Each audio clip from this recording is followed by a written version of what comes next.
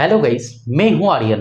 Guys, आज के इस वीडियो में हम आपको इंडियन पोस्ट ऑफिस के एफडी यानी फिक्स डिपॉजिट के बारे में कंप्लीट जानकारी देंगे, जिसे इंडियन पोस्ट ऑफिस में टर्म डिपॉजिट या फिर टीडी कहा जाता है।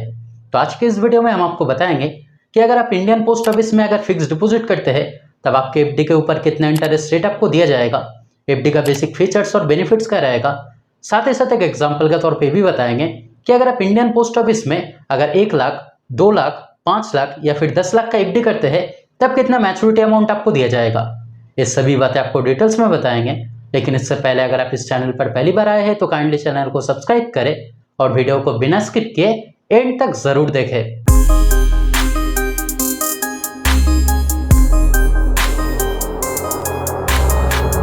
तो अगर आप इंडियन पोस्ट ऑफिस में अगर एफडी यानी फिक्स डिपॉजिट करना चाहते हैं तब पहले इस एफडी का बेसिक फीचर्स और बेनिफिट्स आपके लिए जानना जरूरी है, ताकि इन फ्यूचर आपके लिए कोई भी दिक्कत ना आए।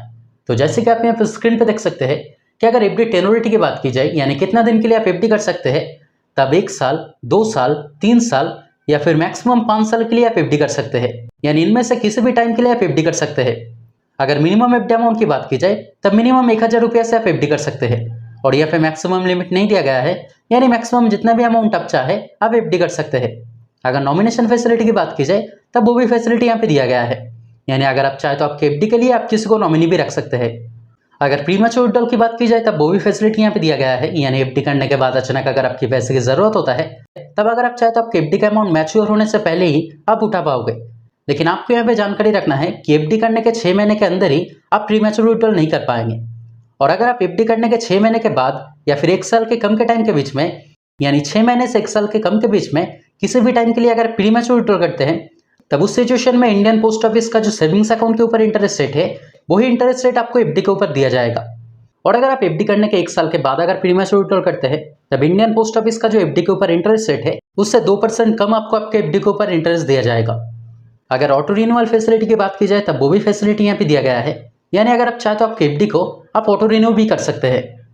तो गाइस, इस हफ्ते इंडियन पोस्ट ऑफिस के एफडी प्लान के बेसिक फीचर्स और बेनिफिट्स जो आपके लिए जानना जरूरी था। तो चलिए अब जान लेते हैं कि अगर आप इंडियन पोस्ट ऑफिस में अगर एफडी करते हैं तब आपके एफडी के ऊपर न्यू इंटरेस्ट रेट के अनुसार कितना इंटरेस्ट रेट आपको दिया जाएगा।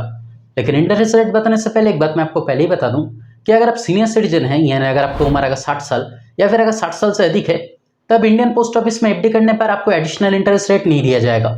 यानी अगर आप जनरल सिटीजन, यानी अगर आपको उम्र अगर 60 साल से कम है या फिर अगर आपको उम्र अगर 60 साल से ज़्यादा है, यानी अगर आप सीनियर सिटीजन है, हर किसी के लिए यहाँ पे सेम इंटरेस्ट रेट दिया जाएगा। जैसे कि आप यहाँ पे देख सकते हैं कि अगर आप 1 साल के लिए अगर एफडी करते हैं तब आपके लिए इंटरेस्ट रेट रहेगा 6.90%। अगर आप 2 साल के लिए अगर एफडी करते हैं तब आपके लिए इंटरेस्ट रेट रहेगा 7%। अगर आप 3 साल के लिए अगर एफडी करते हैं तब आपके लिए इंटरेस्ट रेट रहेगा 7.10%।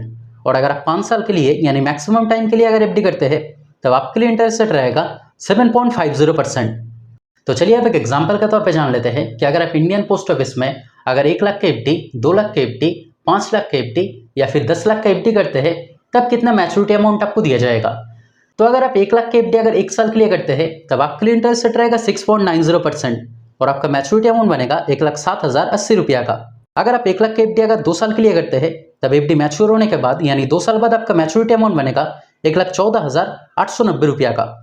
अगर आप 1 लाख के एफडी अगर 3 साल के लिए करते हैं तब आपका मैच्योरिटी अमाउंट बनेगा 1,23,510 रुपया का।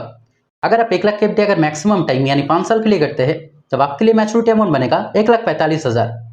ठीक इसी तरह से आप देख सकते हैं कि अगर आप 2 लाख के एफडी अगर 1 साल, 2 साल, 3 साल या फिर 5 साल के लिए करते हैं तब कितना मैच्योरिटी अमाउंट आपको दिया जाएगा।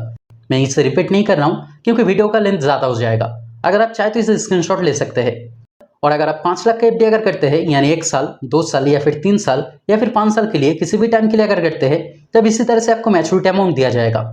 और अगर आप 10 लाख का अगर एफडी किसी भी टाइम के लिए करते हैं, जैसे कि अगर आप 1 साल के लिए, 2 साल के लिए, 3 साल के लिए या फिर 5 साल के लिए किसी भी टाइम के लिए करते हैं तब इसी तरह से आपको इंटरेस्ट दिया जाएगा। तो गाइस, अगर ओवरऑल देखा जाए तो इंडियन पोस्ट ऑफिस का एफडी के ऊपर जो इंटरेस्ट रेट है वो आज के टाइम पे बहुत ही स्टैंडर्ड इंटरेस्ट रेट है और सिक्योरिटी के मामले में भी इंडियन पोस्ट ऑफिस एफडी के बारे में बहुत ही सिक्योर है। तो अगर किसी सिक्योर जगह अगर आप एफडी करना चाहते हैं और अगर आप अपने एफडी के ऊपर इतने इंटरेस्ट रेट पाने पर अगर संतुष्ट होंगे तब इंडियन पोस्ट ऑफिस आपके लिए एक सही ऑप्शन हो सकता है। तो दोस्तों, आज के वीडियो में इतना ही। उम्मीद करते हैं वीडियो आपके लिए हेल्पफुल रहा। अगर फिर भी कोई डाउट रहे तो कमेंट करके जरूर बताएं, मैं आपका कमेंट का रिप्लाई जरूर करूंगा। और अगर वीडियो पसंद आए तो लाइक और शेयर करें और इस तरह के वीडियो देखने के लिए चैनल को ज़रूर सब्सक्राइब करें। Thank you.